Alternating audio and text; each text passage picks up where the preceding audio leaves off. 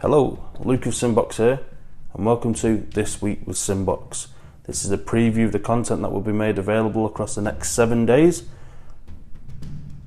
And first of all, I'd just like to start off today by wishing all our listeners well, of course, during this difficult lockdown situation. It's been a really tough time. People have not been seeing their families, not been going to work, and it's been quite a stressful situation. Hopefully, with the recent announcements and relaxations of some of the restrictions, we're hopefully seeing some light at the end of the tunnel. Hopefully before we know it, we'll be back to those big boxing nights that we so sorely miss, and life might be able to return to some sort of normality before we know it. So in today's This Week with SimBoxx, like I say, we'll be previewing the content of the next 7 days. So first up, today, Monday, we have an Instagram live Q&A with undefeated Amy Timlin. Really excited to speak to Amy. A recent link up in a management capacity with Dave Caldwell, a world-class manager and trainer. She'll be, of course, still trained by Kieran Farrell. And we'll be really excited to see what this move should hold in store for Amy. She's only been a pro a year, of course undefeated, and really on the cusp of making that breakthrough into the mainstream. So really looking forward to speaking to Amy later on today. That'll be the Monday Instagram live. You find us on Instagram at 3 p.m. It'd be really good if you can join us there. Tomorrow, Lee Clayton will be taking the Instagram live session. He'll be speaking to Ben Edwards. He won the Matchroom MC competition, so it'll be really interesting to hear his backstory. That'll be 3 p.m. on Tuesday. Moving on to Wednesday, Lee Clayton again will be taking the Instagram live Q&A. And he'll be speaking to undefeated Scottish prospect Callan McCauley. Callan's 7-0, undefeated of course, and it'd be really exciting to speak to Callan and see how he's keeping himself fit and keeping himself motivated and looking to the future as he continues to build his prospering boxing career. On Thursday, I'll be returning with the Instagram live, and I'll be speaking to Robert Blundell. Robert is a vastly experienced ring announcer. He's worked on the M22 promotions cards with Joe Gallagher. You can find him at the Kieran Farrell cards, and he works on a multitude of other shows as well, including MMA and other sports. It'd be really interesting to speak to Robert's background in ring announcing, his inspirations and where the passion come from to begin a career in ring announcing. So really looking forward to speaking to Robert on Thursday. And then on Friday, we'll be speaking to Callum Johnson. Really excited to be able to speak to Callum on our Instagram Live on Friday. That'll be at 3 p.m. Former British and Commonwealth light heavyweight champion. He was scheduled to fight for the European title. As such, it was pushed back, of course, with the lockdown situation. He was a former world title challenger. He had that great fight with Artur Beterbiev. So really excited to speak to Callum, see what the next step is once the lockdown situation passes, how he's been keeping himself fit. I know he's been doing a lot of cardio work and a lot of stuff raising money for the NHS, which is really commendable. So I'll be really looking forward to speaking to Callum about all the work that he's been doing and his plans for when boxing returns. Also this week, we'll be bringing the next episode of Let's Talk Boxing. Myself and Ewan, we're returning with our second episode of the podcast. The first episode last week, the audio wasn't great, but we're looking at making a few adjustments, and we've had a lot of great feedback from that episode. Although it wasn't our first episode, given that we'd done the preview for Anthony Joshua Andy Ruiz 2, we'd done our end of year awards, and we also done a preview for Deontay Wilder Tyson Fury 2.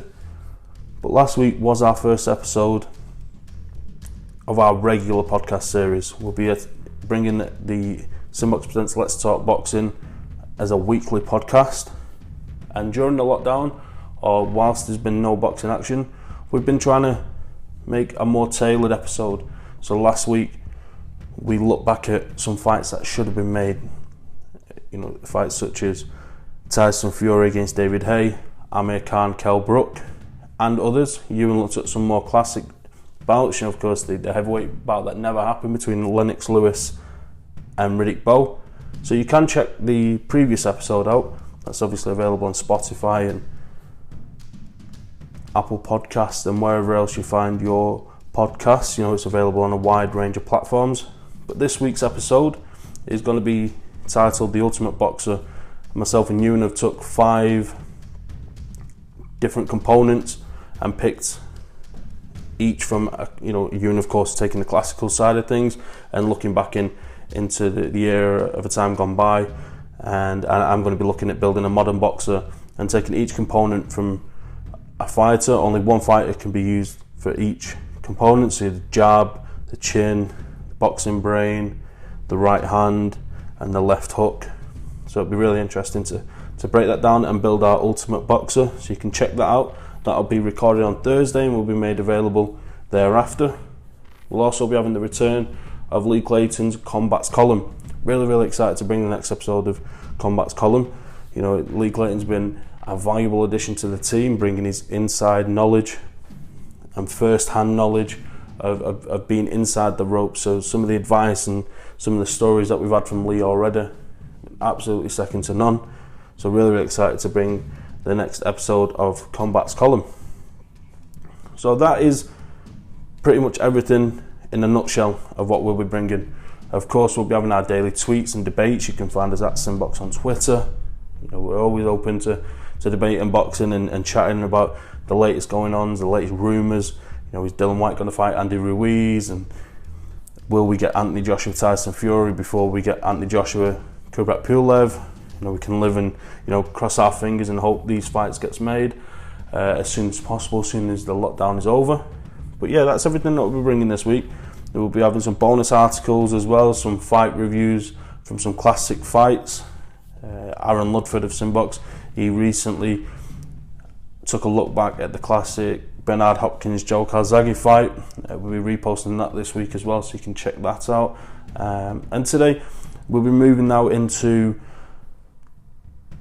the interview we had with Ryan Doyle, the Instagram live from last week. Unfortunately, we had a few technical issues and we did lose the video, but we managed to salvage the audio.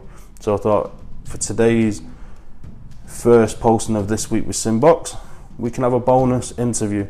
So following will be the Ryan Doyle interview from last week, the former Commonwealth featherweight champion with a record of 18-4-1, all action fighter Ryan Doyle. And I really enjoyed speaking to him, speaking about some of his biggest fights with Lee Wood, Jordan Gill and Reece Bellotta, James Tennyson, and also about his plans for the future and keeping fit during lockdown.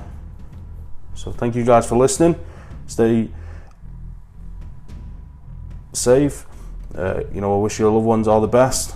Boxing will return, and following this will be the Ryan Doyle interview. So thanks for listening today. Keep safe. Check us out on Twitter at SimBoxx, on Instagram at Sim_Box. Subscribe to our YouTube channel, SimBoxx Boxing, for all our latest video content. And you can also find us now on Facebook, SimBoxx Boxing. Thank you very much. Take care, guys.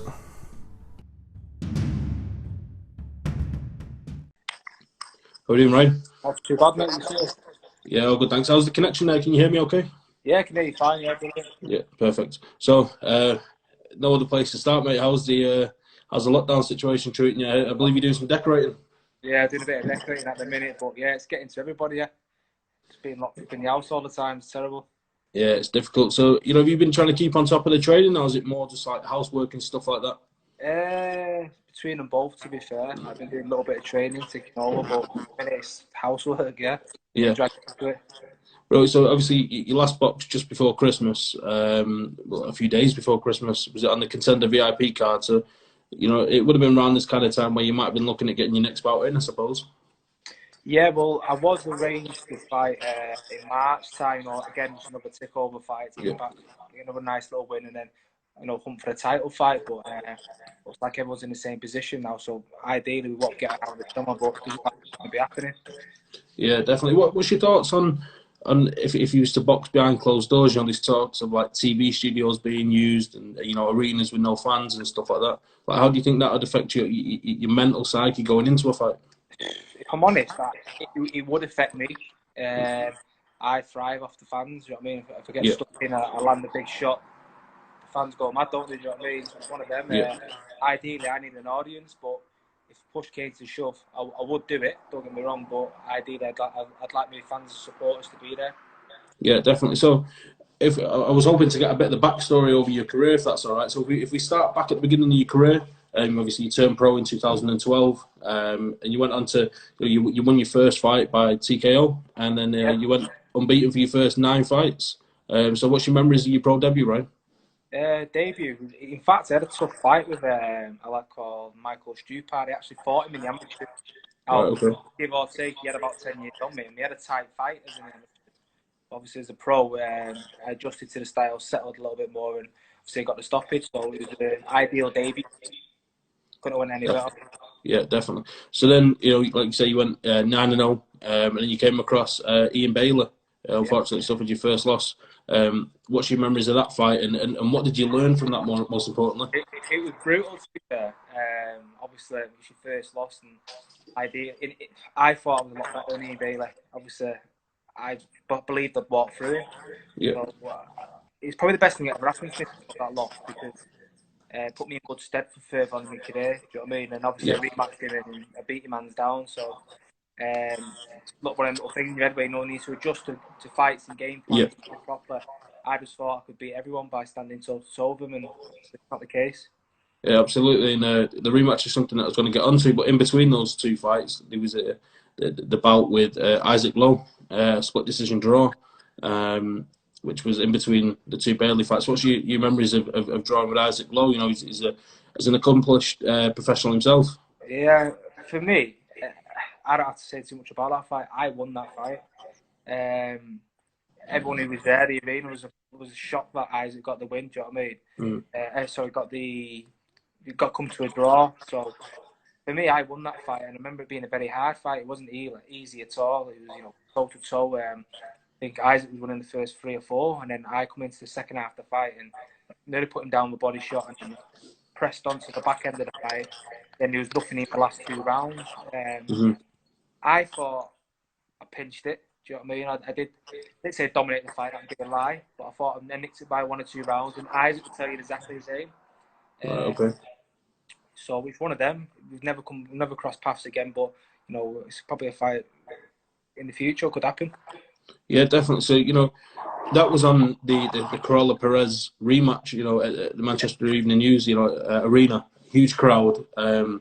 Although the fight didn't go your way, how much of an experience was it to be on such a high quality bill? With Matchroom and Sky Sports, and obviously a Manchester lad in Andy Crawler winning his first world title in the main event. Yeah, it was massive for me because it was my first televised show. I think Isaac's already done 1 or 2 before me, so he probably a little bit more comfortable than what I was. I remember clearly this day that we fought to fight before Crawler walked out.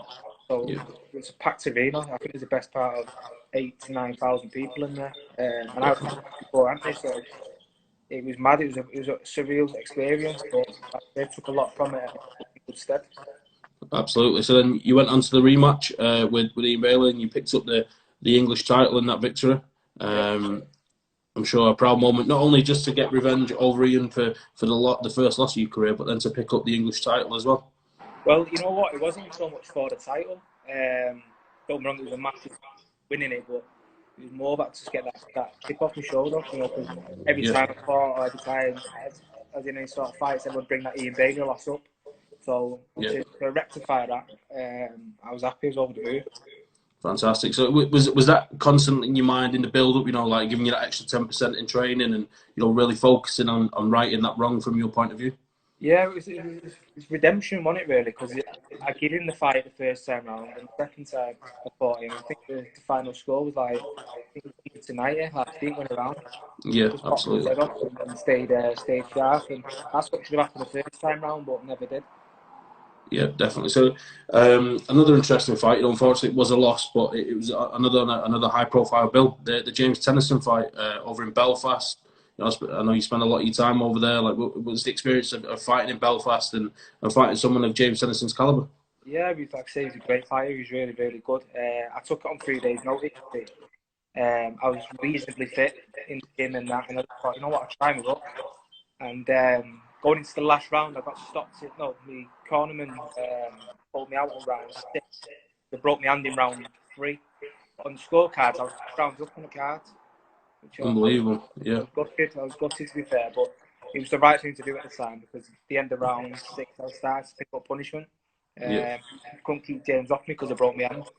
But it was a great fight, to be fair. The fans thought it was good, and obviously he's progressed onto world honours now, so and jumped up to the division. So there's no shy. You're losing to him. He's a great fighter.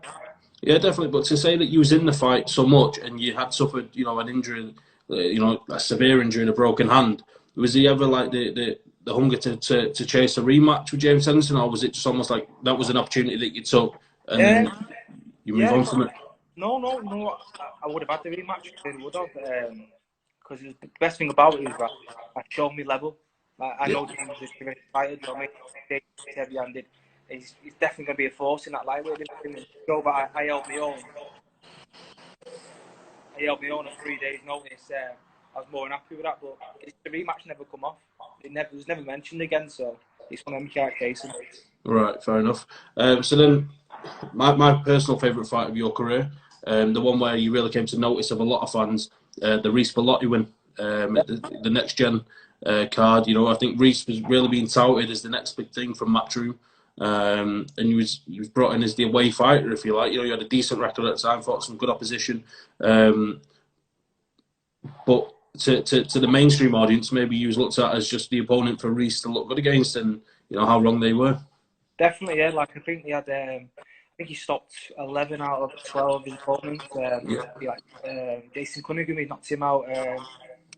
He knocked everyone out. He could fashion under 3 or 4 rounds, but what I did is, started in the gym, I was ticking up, I felt good, and give me 5 weeks notice. I just took the notice from work, and everything went to plan. Like, training went well, sparring went well. I was in the best shape of my life, to be fair. Not even making the weight, because obviously I'm very big for the weight.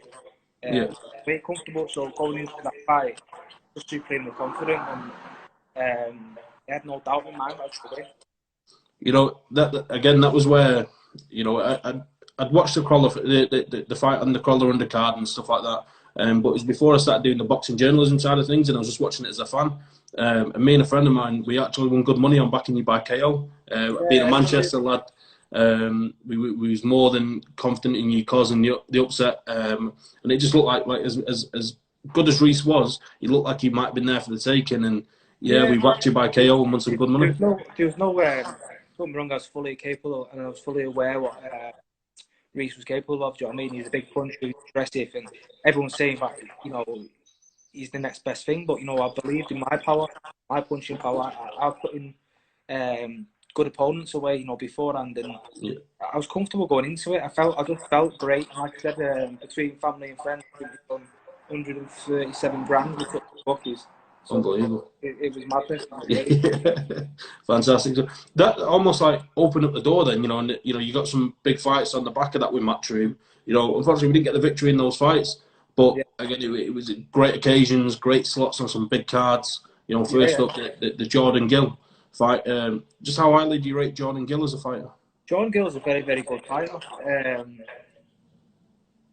Without looking for excuses, going into that fight, I did the weight a little bit wrong. I normally go to the ring about 10-4, 10-5, and I walked to the ring at 9-4. I didn't put anything on, but the money was too good, and I believe that if I caught Jordan, I'd knock him out. So I gunned him down and chased him. I did everything wrong, and Jordan picked me off. He did it perfect. He's perfect example. Where he outboxed me, he outsmarted me. He did everything right in the night. Not taking anything away from me, not doing the weight right, but he was in good shape. He was a good fighter. I think he will go very, very far. Yeah, definitely. Obviously, he went on to lose for the first time against Tinoco. It was a strange performance from Jordan. As it turned out, he was ill in the week before the fight, and he managed to keep it away from Dave Caldwell. And he went on to suffer his first loss. But like you say, with the talent that he has, you'd imagine that he could regroup and really make headways in terms of titles. Definitely, yeah. He would do very well. It's like he does what every fighter did. He turned around and didn't tell Dave Caldwell that he was ill. Well, I didn't tell Rob Rimmer that I wasn't putting the weight back on. Yeah, you know what I mean? You keep it to yourself, don't you? Just get in there and hope for the best. Obviously, it's one of the things we did all out well. Yeah, definitely. So the next fight, again, another high-profile fight with Lee Wood. another quality operator. I always got the impression from yourself that you might have been more frustrated with that loss than any other fight in your career. That it was almost like the Lee Wood fight. Right, yeah. With Lee, you know what? I always knew about him. You know what I mean? Because we were always around the same time. Box started off turn pro, so I always knew about him, but I never come across him. And I just thought it was a typical Ingle fight. I thought I'd gun him down and catch him. I was wrong. I was wrong. I couldn't land on him. I couldn't hit him. He seemed to switch from orthodox to southpaw very easy. He was comfortable in there. Every time I pressed him, he just seemed to be very comfortable. And what people don't seem to understand is that Lee Woods can punch. He can really punch. Yeah. So, I remember him catching me in round 10, and I remember catching me and I was thinking, what are you doing down here, looking at the floor? I didn't realise you're not hard and that fast. Unbelievable. And then I just jumped up and I thought, I was looking at my trainer, Robinson, take it down. I was trying my hardest in that fight and I just couldn't get close. Yeah, definitely. I think the thing is that, I took away from watching the losses to Jordan Gill and Lee Wood is that they seem to be close to their best in the fights against yourself. It was unfortunate that if anything that wasn't going right for yourself, everything was going right for them, and it was really on point in both fights. Let's be fair, for my style of fighting, I'm handpicked for Lee Woods and Jordan Gill. The slick, the sharp, the good on the feet, where I get stuck in, get involved. Now, I believe if anyone stands toe to toe to me and let's have a war, I'll come out different fight. Do you know what I mean? But them kids, they're good at what they do. They're slick, sharp. Like I said, I didn't realise how good Lee Wood was until I was in there. We slipped sliding in and out. He's a very, very good fighter. But then I messed up my game plan with Lee because I tried, because with Jordan Gill, I put a lot of pressure on. I tried to ease off the pressure with Lee Woods and just tried boxing, which worked out to be completely wrong. What the Dickens did, he put the pressure on him. That's probably something I should have done, but who knows? I reckon he'd probably been the same result anyway, to be fair, so it doesn't matter. Was the looking at Lee Wood, he moved up and he took part in the golden contract with MTK Global. Was that ever a consideration or anything you thought you'd have an interest in taking part in? Definitely, yeah. If I'd had the opportunity, I would have took it with both hands. But it didn't come my way. Like I said, that's unfortunate. It's Jazzy and Ryan Walsh. Which I think is going to be a great fight, to be fair. Yeah, it's easy to say in boxing that a certain fight is going to be a war, but Ryan Walsh and Jazzy Dickens has just got a 12-round slugfest running on over it. It says it all. Yeah. Me personally, I thought Lee Woods was going to win that tournament, hands down, because I put myself, any of them lads who went in there, I put myself in with them, and I beat most of them. Do you know what I mean? Comfortable. So I generally thought Lee Woods was going to beat him and win the tournament outright, but Jazz has done a bit of an upset for everyone, hasn't he? You know what I mean? Definitely. 8-1, 9-1. Yeah, I think that was the surprising thing, given how close in ability all the fighters were in the golden contract. To say that, Ryan Walsh and Lee Wood was there or thereabouts in terms of favourites. To have Jazza as such an outsider in such a closely matched tournament, it was quite surprising. And like you say, if he wins, myself, to be fair, but if I'm honest with you, I didn't put Jazz to be in the final. I really didn't. I knew he was a good fighter and a good operator, but I didn't think he'd be in the final. Yeah, definitely. So, going back to your own career, as we mentioned earlier on, you returned just before Christmas. A bit more of a takeover fight, as you say, getting a run out before Christmas. Take us through the thoughts on that fight and what you got coming back from 2 losses and getting back to winning ways. Well, that was the main thing for me, just to get the win, because if I would have picked up another loss, it's not needed. Where a nice little win, boost a little bit of confidence again, and then see what happens. Hopefully, get another little run out again, and then we'll see what happens there. See, I'm a big featherweight, so I could probably jump up to featherweight. You know what I mean? I'd be comfortable at it, but we'll just see what comes off it now. Obviously, everyone's in lockdown at the minute. I don't think much is going to be happening, but I can't wait to get back in here, to be fair. Yeah, definitely. I think it's looking at the heavyweight. Sorry, heavyweight. I don't know why I mentioned heavyweight. The featherweight and the super featherweight and those lighter divisions.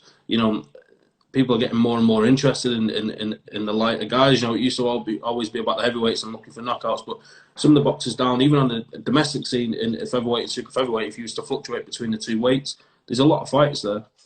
Dangerous divisions, both of them. I think featherweight and super heavyweight. I think either one of them have got world champions written all over it. Do you know what I mean? And probably, if anything, the clever thing to do is to drop down to super bantam. There's no one there. Dropping to lightweight, it seems to thin out again. But feather and super featherweight is the red division. Absolutely. So usually to finish with our conversations, we do like a 5 to finish, and it's just to get to know a little bit more about yourself, some rapid fire questions. Yeah. So we'll start off with number 1. What's the biggest inspiration in your career? For myself? Yeah. Winning them titles. That'll be that, innit? Yeah. That's got it. Looking back on your career, what's your personal favourite fight of your career? It's torn between two, to be fair. I'd probably say Reece Bellotti, obviously picked him to win. But then I love that fight with Isaac Lowe. It was a great fight as well. Fantastic. Your all-time favourite fighter? You know what? He's a British fighter too. I love Jamie Moore. I just like everything about him. Yeah, I just like everything about what he did. I think he done well. Unlucky to win the world title. Yeah, you know what? Just slightly off subject there. And it's funny you should mention Jamie Moore. We interviewed him yesterday. We done an Insta Live with him, and it's over on the YouTube channel. But we was talking, and he just kept rambling on and rambling on. He's a great guy, Jamie. Really good speaker, and it's a really interesting story as well. No, he's brilliant. Yeah. Yeah, definitely. So your all-time favourite fight? You've got to be Castillo, isn't it? Yeah, great fight. Definitely. And, you know, let's imagine boxing is back up and running and everything's back to normal. If you could schedule one fight for yourself moving forward, what fight would you like to take next? I'd like the British title fight, man. I really would. I'd love it if Steve Walsh vacated or with Walsh. That would fight for me. Yeah, super. Good to hear. So, Ryan, that's everything that I wanted to mention today. Is there anything you'd like to add to finish? No, that sounds brilliant, man. Yeah, fantastic, Ryan. Thanks for your time. Take care during lockdown. Cheers, thank you. We'll catch up again soon. Cheers, man.